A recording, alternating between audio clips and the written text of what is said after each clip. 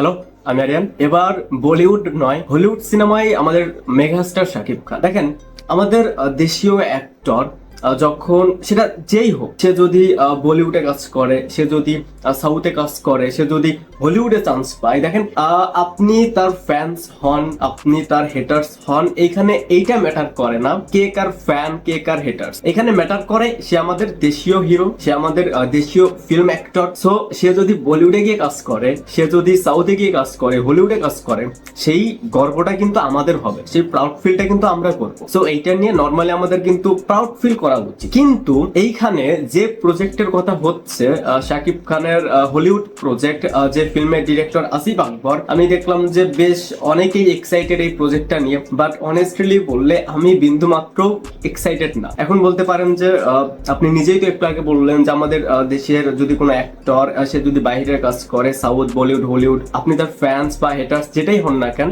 সে আমাদের দেশীয় হিরো, সে যদি বাইরে গিয়ে কাজ করে, সেটা নিয়ে আমাদের প্রাউড ফিল করা উচিত। দেখেন, এটা তো 100% সত্য, বাট এখানে ব্যাপারটা হচ্ছে সেই ফিল্মটা কোন প্রোডাকশন হাউস থেকে হচ্ছে, সেই ফিল্মটার ডিরেক্টর কে, সেই ফিল্মটা আদৌ কেমন হতে পারে, কতটা রেসপন্স পেতে পারে, আমাদের শাকিব খানের যে স্টারডম, তার যে ফ্যান ফলোয়িং, তার রিসেন্ট যে কাজগুলো, সেইগুলো থেকে সেটা কি বেটার কিছু হতে পারে। যদি এগুলো ঠিকঠাক থাকে তাহলে একটা এক্সাইটমেন্ট কিন্তু কাজ করবে। বাট যেখানে ডিরেক্টর আসিফ আকবর, যার প্রিভিয়াস কাজগুলো আমরা দেখেছি, তার আমরা MR9 দেখেছি, MR9 সেটা নিয়ে কথা বলার মতনও নয়। এখন সিনেমায় কিছু হলিউড অ্যাক্টর নিলেন, ভালো বাজেট পেলেন, বাট গল্প নেই, দেখার মতন কিছু নেই, জাস্ট হলিউড প্রজেক্ট বলে চালিয়ে দিলেন। সেটা আমার কাছে মনে হয় না যে স্পেশালি শাকিব খানের সাথে সেই ব্যাপারটা আসলে যাবে, যে হলিউড প্রজেক্টের নাম শুনেই সেটা সাইন করে দিলাম বা সেই সিনেমাটা করে ফেললাম, বা সেটা নিয়ে একটা এক্সাইটমেন্ট থাকবে।